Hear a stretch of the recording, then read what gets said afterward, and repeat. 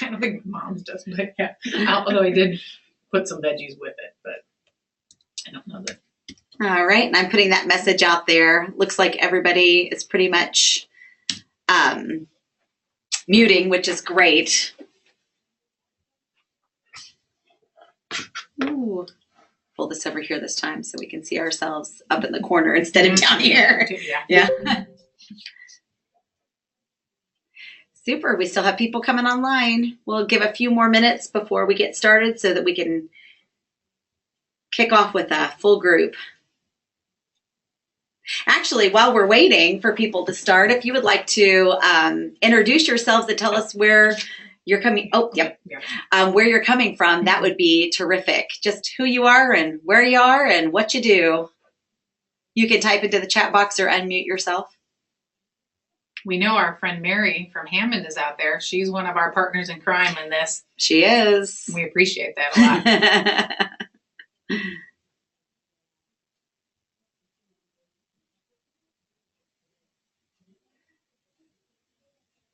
All right. Jana Merrick, super, from the School of Hammond. Perfect. Oh, hi. Hi. And Marianne Medved, so Westlake Special Education Co-op. Super. Stephanie Brennan and Kelsey Sutton, welcome. Amelia Earhart in Lafayette. Stephanie's a life skill teacher and Kelsey is the amazing SLP and AAP consultant. Boy, are we glad you're here. We do. We do. All right. Oh, St. John. I see Mary Ann, you're from St. John. I just put up one of your postings for one of your, we'll show it you later on in the presentation. Stephanie St. Armor. All right. Fantastic. Life skills teacher at Clark Middle School. Wonderful. Tori Curran, Attica Elementary School life skills teacher. Wow, we've got a great group of life skills teachers here. This is great. I know some people were sharing computers, which we appreciate today so that we could maximize the amount of logins we have. So if there are a couple of you, like we had there, Stephanie and Kelsey, thanks for doing that together for us. Yeah. All right. Oh, Gigi, super. Assistant Director for Exceptional Learners in Crown Point. Welcome. Good. Fantastic. All right, well, we can go ahead and get started and just quickly introduce ourselves. We have a full house over here. We've invited one of our other friends from the COP to join us today. So my name is Rachel Heron, and I am a patent specialist, and we're all statewide now, so my information will come up at the end, but I definitely hope you utilize all of our information after this meeting. And you want to go ahead? I'm Kristen Sievers-Koper. I'm at the DOE in the Special Ed Department. Super. And I'm Jessica Conrad. I'm a speech language pathologist and patent specialist for early interventions. Super. So without further ado, let's go ahead and get started. We are really happy to have you here, especially after the long holiday weekend, and grateful that you stayed after school today to be able to spend time. We know time is hard to come by these days. Thank you, everybody. Thank you. Thank you. Oops. Here we go. Thank you. All right, and we introduced ourselves, so we're on our way. So just to go ahead and get started, do you mind, Kristen, sharing? Sure. So before we get to the definition, some of you may or may not have read kind of the blurb that we gave when we described this group. And so when we switched to the new iStar, you could put down that a student had no mode of communication, which you couldn't really do in past iStars. And so that then brought up this area, and we at DOE thought, are we helping you address those issues and concerns out in the field? And so we partnered with Patents and actually Project Success a little bit too on what can we do to help everybody out there with a student that has no mode of communication or just low communication skills, or not many, I shouldn't say low, but just can't communicate so well as much as we would hope, and we know that it's possible. So we've got this group. We as I mentioned before, Mary's part of our larger group. We have kind of a core group that meets in person sometimes, and now we've also decided to try and go regionally so that folks that can't come down all the time to Indianapolis and chat with us, that so we can work with you, as well as we want people in regions. And so as you find that you have a challenge or a struggle or even something great that's working out, that you could share that information with folks. And even though, yeah, it'd be great to share that with maybe people in Evansville, but if you can get people in your region, then maybe you can come together and meet, or you can share a device or whatever it may be that you can do regionally. Sometimes that might work out a little bit better or easier. And so that's why we tried to kind of restrict these meetings. We just did another one with the Southeast in the past hour, and now we're doing this one. So we've got 5 regions across the state to work together. So our definition of a community practice, what we're hoping to do with you, as well as our other group that meets in person, is what you see on the screen there. So we want to share ideas, strategies, and it's not just us talking to you. We really hope that it's more everybody talking together and then just a collaborative group here. Sharing, we've all got this shared agenda of how can we help every student have a voice, even if it's through a device, a voice. We're a group of professionals who care deeply about a common issue, and we are voluntarily, we appreciate that you voluntarily are here after school, are coming together to talk about all of this. So thank you very much for being a part of it. Absolutely. All right, so one of the things that we wanted to share, and please let us know, because in the last session, there was an issue with the audio. We could hear it just fine here, but please let us know quickly if you cannot hear the audio. This is Jessica Conrad, who's she's here in person, so she could have done this in person, but she helped us. We want to give a little tidbit, a little piece of information for you to take away and hopefully use right away in your educational ventures. And so this is on aided learning input, and without further ado, I'll play it. Please let me know if you can't hear it, and we'll make sure that we don't put you through not being able to hear and being able to only see this. All right. Hi, I'm Jessica Conrad, a patent specialist, and I'm doing a quick overview of one successful solution for AAC implementation. So I want to share a quick story about how I became a huge fan of universal AAC classrooms. A student was brought to me and my team members for a consultation. He was in preschool and had significant behaviors and significant speech and language difficulties, among other disabilities. His teacher and speech language pathologist both suspected he could understand much more than he was ever able to communicate, but was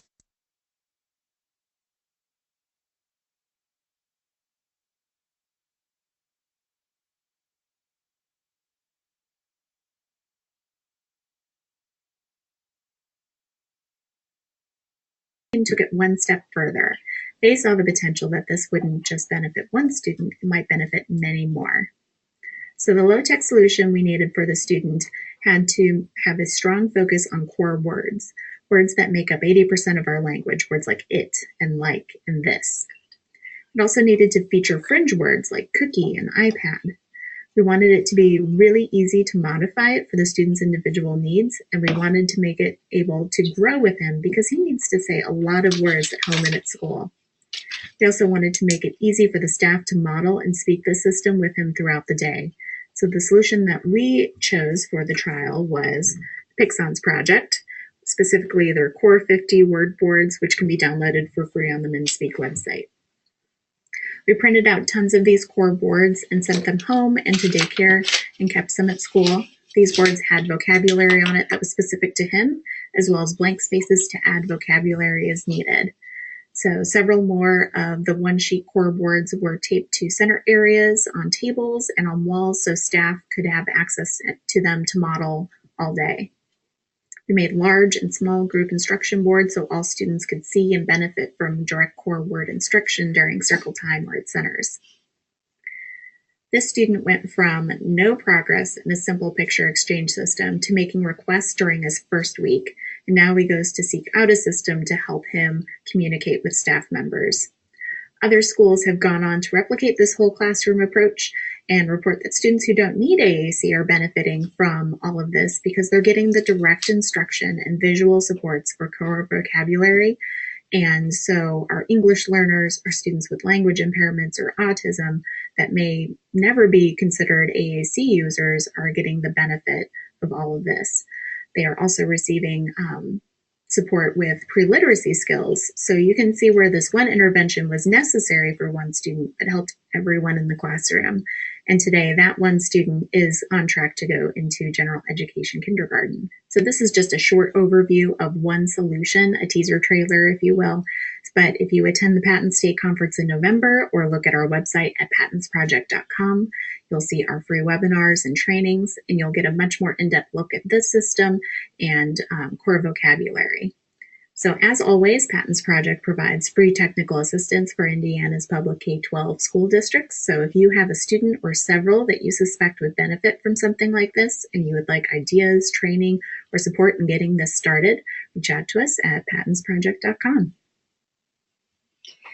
All right. Super. So did you have any questions? I mean, we actually have the author of that video here. So did you have any questions did you have any questions about that short tidbit for AT Corner?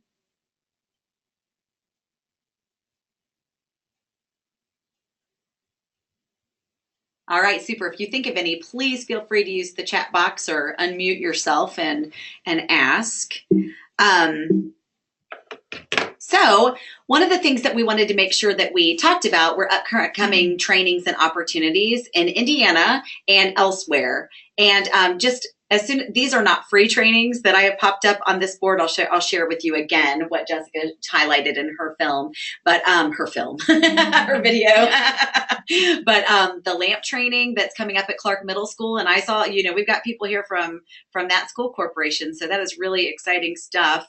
And the PECS training in Indianapolis, that's April 23rd and 24th. Those are both at cost, but they are definitely trainings that you might consider. And then ATIA, which is in Orlando, Florida. If you could talk your school corporations into getting you out to sunny old Florida during January, that might be really good for everybody's health.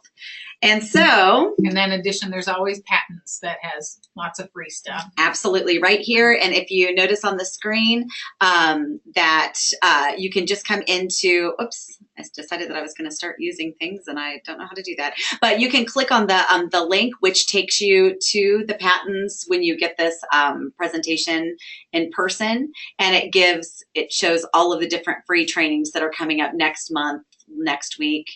And that being said, one of the benefits of having a statewide program like Patents is if you need specific help at the end of this, my email address will be there and I can make sure that I can get you to the right person. If you have any needs for assistive technology, for universal design for learning, different types of ideas or trainings that you need for your school corporation, all you need to do is contact us and we will make sure that we help you any way that we can, and our trainings are all free. Yeah, so there's something that's not on there that you need, that they can come out. And if there were, as we talk later, there's a specific student that you want to talk through, and it could be that they come in person, it could just be you email or phone call, and so it's a very variety of different ways. Absolutely. We hope you take advantage of that.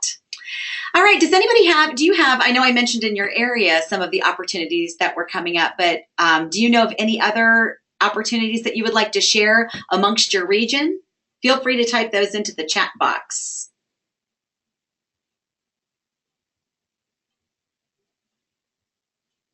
As you do, again, we're trying to get regions to come together. And so if, let's say, you're paying for somebody to come, and whether you have 10 people there or you have 50 people there, if you don't mind people from other districts coming in, then let's try and share those resources if you can. Or if you know of a webinar that's free, oh, hey, I'm going to listen to this one, and we can start telling each other. We can start using that Facebook page that we've developed that we probably need to talk to you about a little bit more. And things like that we can share with each other that don't have to, I know we kind of, everybody's in their silos in their different districts, but maybe we can break down some of those barriers. Super. It looks like we're still having people join us. That's exciting. All right, so as we move on, please feel free, if you come across one that you remember, please pop it up there and we'll make sure that we share the information as we go. All right, so one of the things that we really wanted to do, of course, to enhance the collaboration that's happening in your communities, that we just wanted to throw it out there to you to find out if there were specific student cases that you'd like to talk about, problem-solving suggestions, any successes that you might have had in your areas. how you keep data tracking. This is something that comes up all of the time about, well, I have something that's working, but how do I collect data over that? And then keeping services from going from year to year. I know that last year when we did these meetings around the state, that was one of the things that kept on coming up, was, we have this wonderful thing going in middle school, and then the kid moves to high school and everything drops off. And I think this is an age-old special education thing that goes on, but how do we keep the services going from year to year? And maybe some of you have suggestions on how to do that. So, and as we develop the structure for how these meetings go, it might be easier for you to know that we will be asking for specific case studies if this is valuable, or ideas that happen. But does anybody have anything that they would like to share or initiate at this point? You can unmute or just type in if that's easier. So far, nobody really takes advantage of unmuting. Yeah. Have you noticed Everybody that? kind of likes to just write in. Yeah. Yeah, all three of us, you can see our faces. We're so excited about being on camera. We are.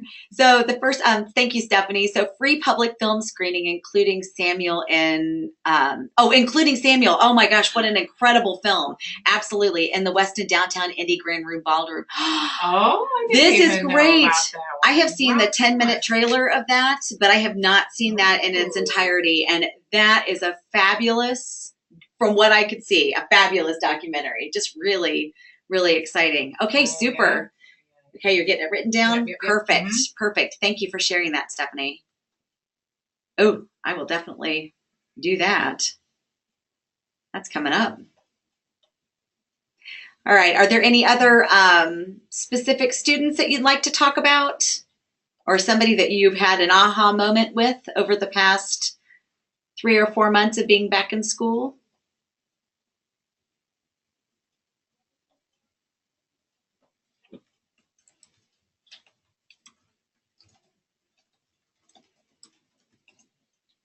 Well, let's talk a little bit about that student in your class, and maybe this will spark some ideas. We actually, as Kristen said, we just collaborated with the Southeast team region, and one of the questions that was brought up by them is, what do you do if you have a student that you don't think has any mode of communication? And what have you done in the past to try to facilitate some kind of communication out of that student? Do any of you have any students like that, or somebody that you would like to share?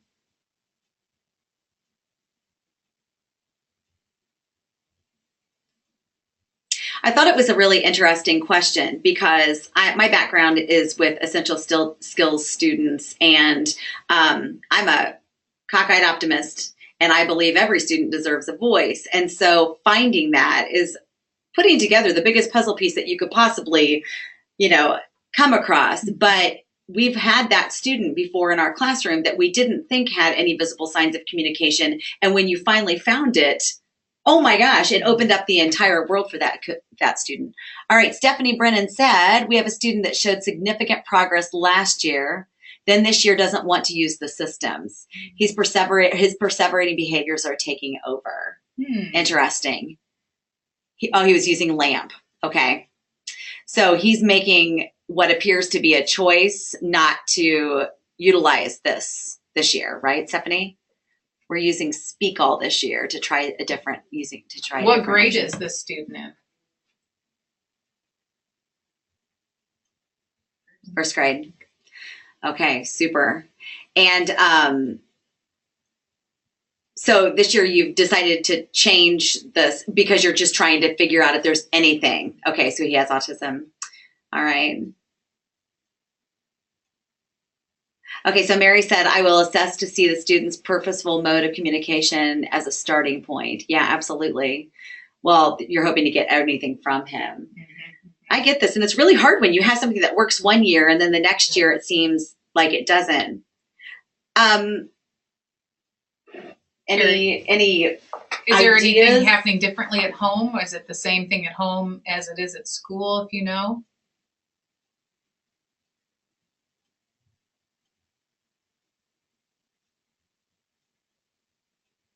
Home life is the same. So they were using LAMP at home along with school.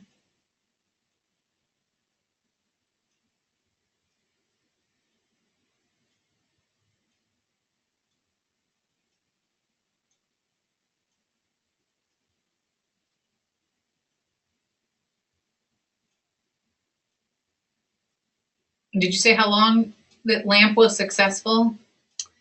He doesn't use anything at home that they're aware of. Okay, so he doesn't have a device yet. So this is not carrying over to home. This is just what's being. Are the parents supportive of the program being used at school?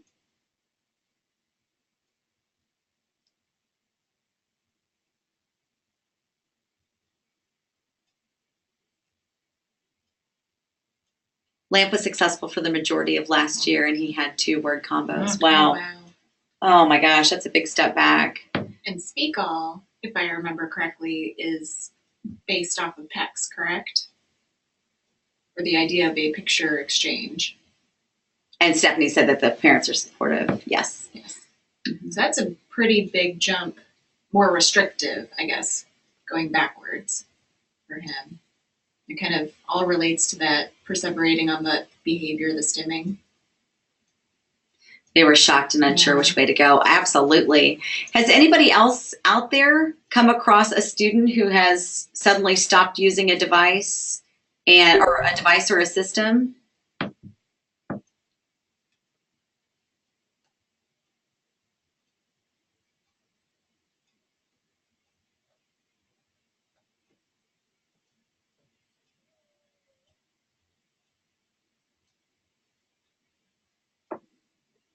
This is a tough question. I mean, this is a tough scenario because I think that part of my mind, I've worked with students with behavioral issues in the past, and part of my mind is getting to that source. Not that this is a behavior for him, but getting to the source of what it is that's making him not want to do that. And when he tried Speak It, did he pick up on it, or is he refusing to use that as well?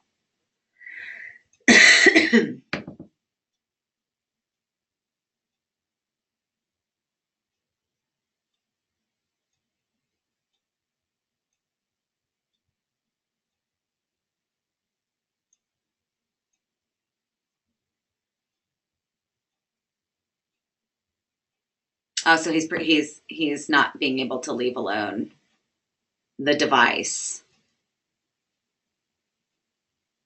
Does he like to hear? It's an output. It's an output program. Mm-hmm. Yeah. So he likes to hear. He just touches each button in a row. So he's not using it for functional communication. More like just liking to hear the sounds of the words. Mm-hmm. So if you've got data on it for approximately how many weeks do you suggest that they keep working? It's often 6 weeks. I was just going to say, because the 4 to 6 are, okay. Yeah. So if you give it a shot more, you're keeping track of your data, if it has been successful, in which situations or locations or academic versus not. Mm-hmm. That regression really is shocking, that to have to go that far backwards after using 2-word phrases. That is. So did it change after the summer break? Came back from school and that's when it happened? Because I wonder if the family wasn't using LAMP at home, you got to start all over again. If the family is would like, okay. Okay, gotcha. Is there a way that if it was being used at home too, I don't know if that would be 100% of the time versus just in the school hours. And then Stephanie, are you seeing like these types of behaviors, not just with communication, but have you seen regression in any other areas?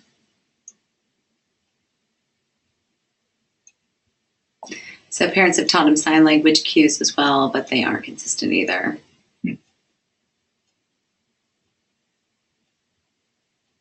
And it's tough with sign language because it's a limited cast that can actually understand what he's trying to say when it comes to that. Mm-hmm. Although I wouldn't ever turn down any medium communication. Yeah, exactly.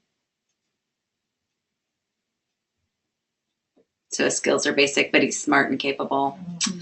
Oh, that's heartbreaking. Yeah. Absolutely.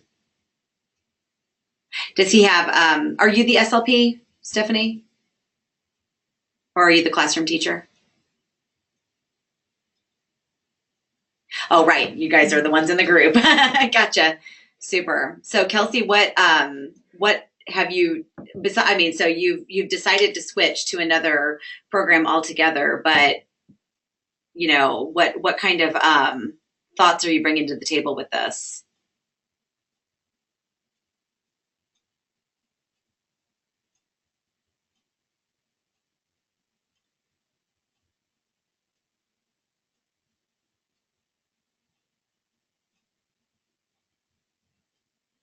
Would you like to unmute Yeah, if to it's be able easier to talk? we could try that. Or if you like typing, that's okay too. Yeah.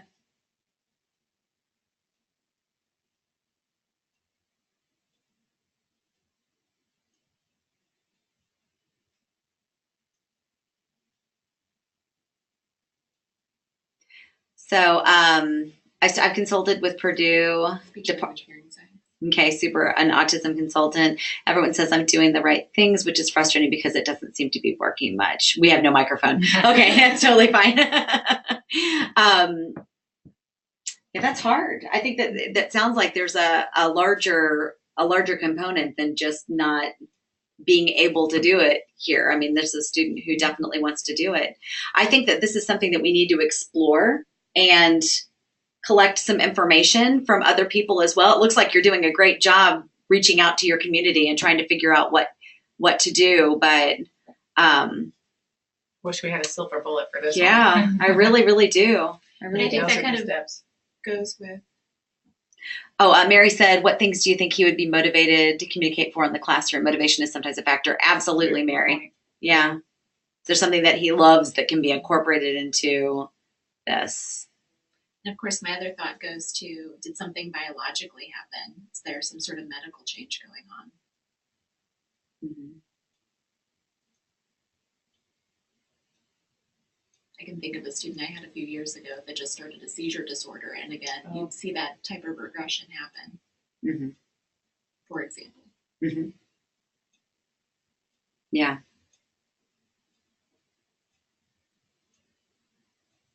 So he wants to stem books with water.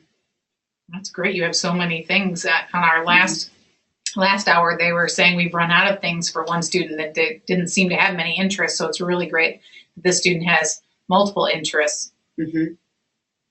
Absolutely.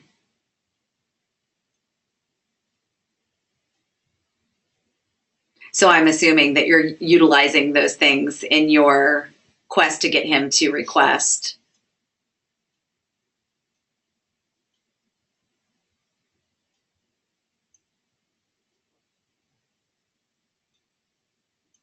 He's not on medications. Oh, so Mary wanted to know, would he use this device to request bubbles?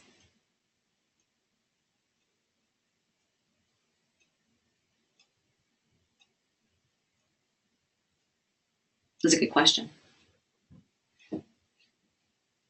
He will say more bubbles. I swear I heard Beth Ahmad talk about something like that too. Mhm. Exactly. To get them all excited. Mm-hmm. Go bubbles. I love it. Yeah.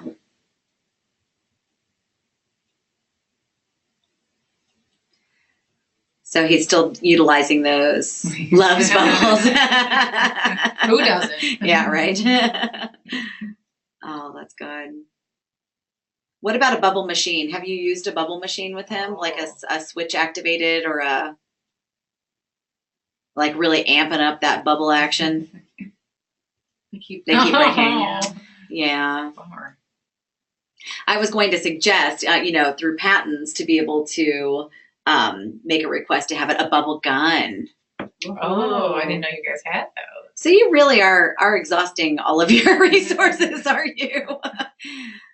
Yeah, I think that definitely we should take this information and Yep. just kind of throw it out to to the patents team to see if there's any other additional. And we have your emails, so we can definitely go back and forth with this. But this is what we're definitely looking for. And as well as using our Facebook page, as more and more people join it, we can throw out, or you can throw out scenarios like that, and then hopefully everybody will add their little 2 cents afterwards, and at least give some things a shot. And it's not a no fault type of thing. Everybody just helps everybody else, and so if we could do that, that would be great. Absolutely. Yeah. Yeah, I really appreciate you bringing that student case to light. Mhm. And I think the more ears and hands that you can get on that subject are definitely going to be helpful. And of course, anybody who's listening right now, who's out there and has suggestions, and maybe you're not comfortable sharing them right now, feel free to email us with that information, and we'll make sure that those communication pieces happen. I get it. You have a student like this, and you just see all of that potential, and you really want to make sure that you're doing everything, but it sounds like you're doing a lot, and finding that last puzzle piece is going to be, part of the success that you will eventually find. But I know it's frustrating. So we'll take some of the notes from today and, like she said, go through patents, post it up, and then hopefully just continue on. As well as if there's something specific about what you just mentioned, then we could either bring someone in to talk about another device next time we meet, or if we can go one step further next time, give us some time to organize it, then that's kind of the goal of what this is about. So maybe not your case, but anybody's. So yeah, absolutely. All right. So, thank you too. Is there anybody else who has any type of specific student case or some success that you've come across, or any tips and tidbits that might be good for the greater good of the group?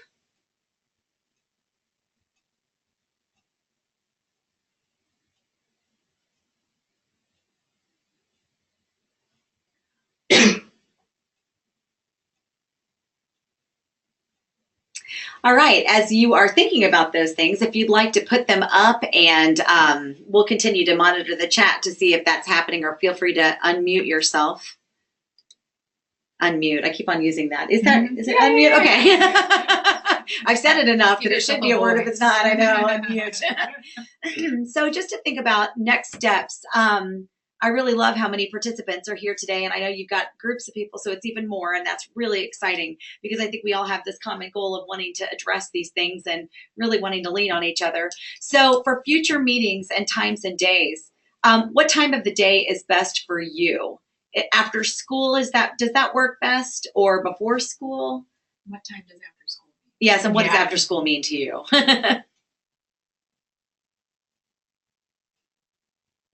Okay.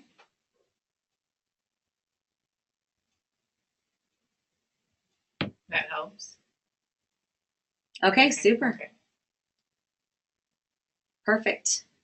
What about day of the week? Is Monday rough?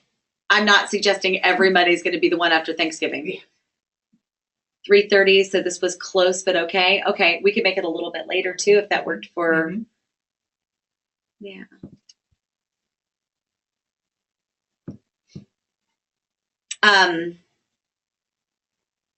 Monday versus another day. We had a request in the last meeting to not make it No on Friday. Friday. No later, please. Okay. Okay. So we're probably, from what I've seen consensus wise, we'll probably keep it at 3. But if those of you who drop students off, maybe you Yeah. can just join us. Yeah, join when you can Yeah. join. And we're recording now. We'll record it every time. So if you Yes. think you might have missed something. And you can scroll back through the chat box too to kind of get an idea of what everybody talked about. Absolutely. I agree with no Yeah. Fridays. Okay, so this time and date, other months. No Fridays, other days of the week would work. These are all people after my own heart. All right, so frequency of meetings. Do you think once a month or once every other month would work? What would you prefer?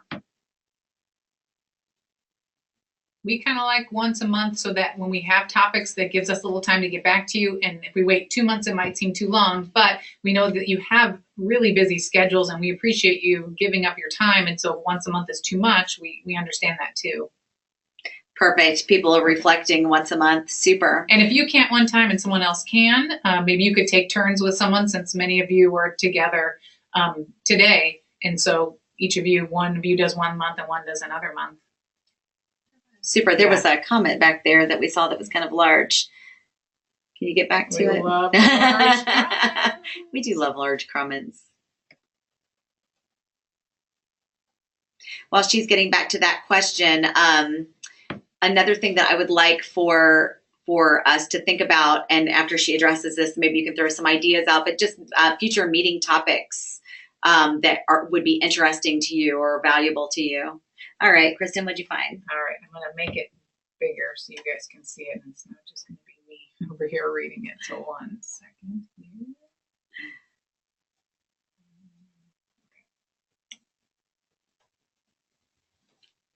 Okay, so Laura said I had a student who had autism and spoke movie dialogue very loudly to no one, thereby disturbing class, alienating classmates, and hiding in his own world. A sweet girl with Down syndrome befriended him, and he started talking in conversations, short phrases, and still some movie dialogue, but he started interacting at a reasonable volume. Whoa. We have seen this movie before. We have. Oh my gosh. Have you, Laura, have you seen the movie Life Animated? March 2020.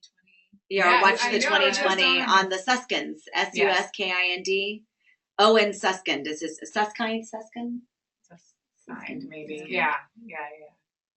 Oh my gosh, isn't that funny? We just immediately said, "Oh, Yeah. we've seen the movie." Exact thing. Yeah, it's basically what you're talking about a little boy who was nonverbal basically and was able to For a long communicate time. by using Disney characters and learning to communicate with others using what he was applying from Disney and becoming verbal and very independent. Yeah. So now he gives speeches and about what happened in his life and absolutely. lives independently or in Yeah, a group home in and an things assisted or living.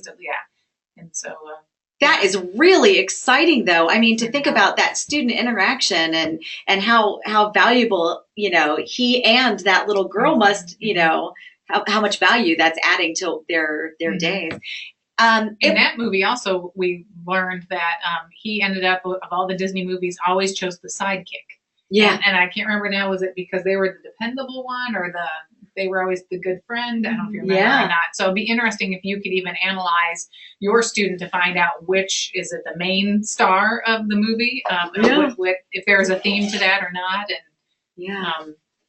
It saved the classroom environment too. Isn't it amazing when something like that falls in place? How you don't realize how much that has overtaken what's happening in your classroom, and then suddenly it's alleviated, and you can actually move back. Yeah, the movie is called Life Animated, and actually I can pull that up. it played down here near in Indy. My daughter and I went together to see it, and I don't know that it's really out anymore. You know what? They were trying to trial it around to see. Yeah, if we play the Yeah, if we have Let's see. a few minutes. Would you like to see this trailer? It's a couple of minutes. Is that all right? Can you see this one? oh yeah. The holidays don't officially begin until course it's there's an time ad. to make flaky, delicious, piping hot things. Golden brown and sticky. There is a boy who is just like other boys, until one night he sees from his window a storm on the horizon. Who are you? I'm Peter. And you? All of a sudden, at 3 years old, Owen vanishes. The doctor says, "Let me explain what autism is." Some of the kids don't ever talk again. I remember thinking, I'm just going to hold you so tight and love you so much that whatever is going on will go away. We're beginning to give up hope. And one day, we're watching the Disney animated movies. And he says he doesn't want to grow up like Mowgli or Peter Pan. What the hell just happened? And all of a sudden, it became clear to us. He's using these movies to make sense of the world he actually is living in, our world. So at that point, we began to speak to him in Disney dialogue. When did you and I become such good friends? Whatever works to get to Owen. I've been scared my whole life of growing up. Peter Pan doesn't want to grow up because when you grow up, you lose all your magical childhood times. My hope is that he is independent enough to be able to grow older on his own. When I look in the mirror, I see a proud autistic man ready to meet a future that is bright and full of wonder. He's going to have to fall and fail. We're not afraid of that as we used to be. I just can't believe how far Owen has come. The future? I'm still searching for it. Who decides what a meaningful life is? It's like I always say, children got to be free to live their own lives.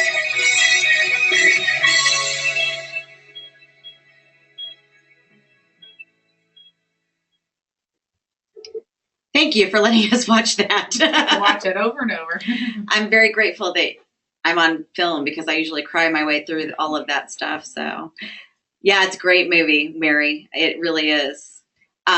Super. So, Jessica, actually, and this is a little sidebar, but this is the Sidekicks app that was developed. Do you want to share it? Oh, Sure. So if you go to sidekicks.com, Owen's dad started developing a app, and you can join the pilot program. And the idea is the iPad will talk to the child in that whatever it is that they are really interested in. So if it's Star Wars or aliens or Bert and Ernie, whatever it is, that so that you can use that kind of like he was using the puppet to talk to his child. And then we have in the Patton's library Love to Learn Elmo, which does the same thing, similar. It's a little limited, but you can set up this Elmo and plug in the child's name, and it will say like, Rachel, good job sharing. Kristen, I see you washed your hands. Good job. And it will go through that sort of stuff. So if you have a kid who has an affinity with Elmo and you want to have that kind of communication, and there's other things that you can do with them. There's apps where you can have conversations with him and Cookie Monster and go through steps and stuff like that. So he is in the library. He is also a big Black Friday, Cyber Monday thing. I think he's like $30, $40. So if you want to borrow this guy. Yeah. Oh, I'm so glad that you brought that up, Laura. That opened up another floodgate of information. Yeah. Thank you for sharing that, Jessica. Yeah, All this right. is the kind of stuff we're hoping that people would, we could connect each other, or as one thing leads us to another, and then spark somebody's knowledge on a different topic. So this was really great. Absolutely. So are there other meeting topics that you would like to share, or at this time, any questions or comments you'd like to add to our conversation today? Because I feel like you've got a lot of good information out there, and we want to make sure that we can guide this the direction that you need.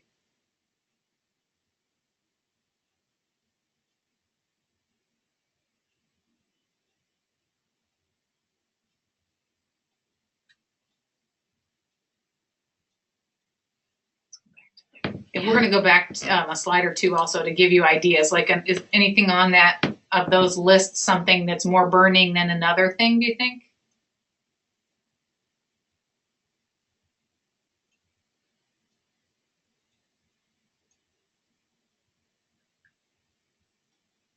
Would you like to see something like we were able to show the Elmo today, a different device or something in a certain area, if that would help, something that you maybe didn't know about that was in the Patton's library, lending library?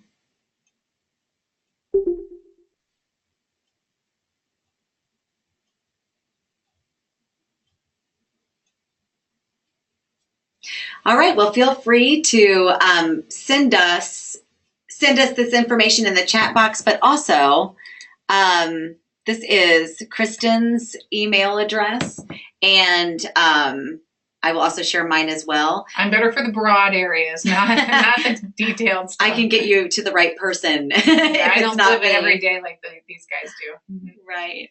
So there's Kristen's information if you'd like to have that copied. And here's my information.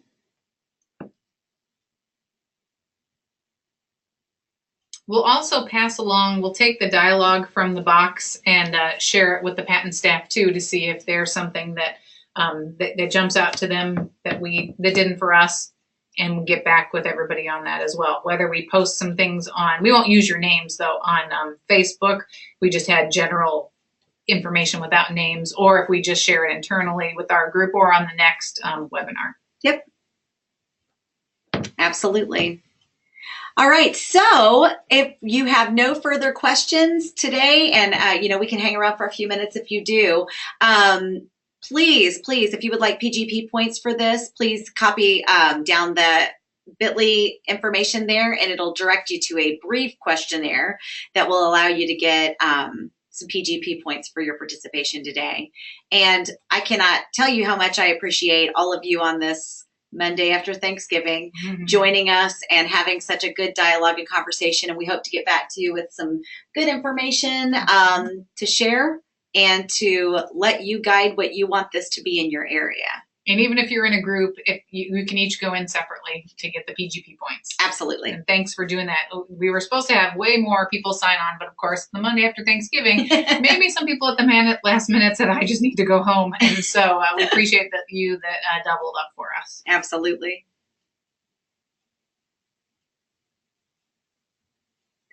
Thank you. We appreciate it, Mary. We really appreciate you all being here. All right, we'll hang out for a few minutes longer. If anybody has any further communication, anything that you'd like to communicate with us, but if not, have a lovely night, and we will definitely post more information for you to have another meeting within the next month. Thanks so much, everybody. Thank you.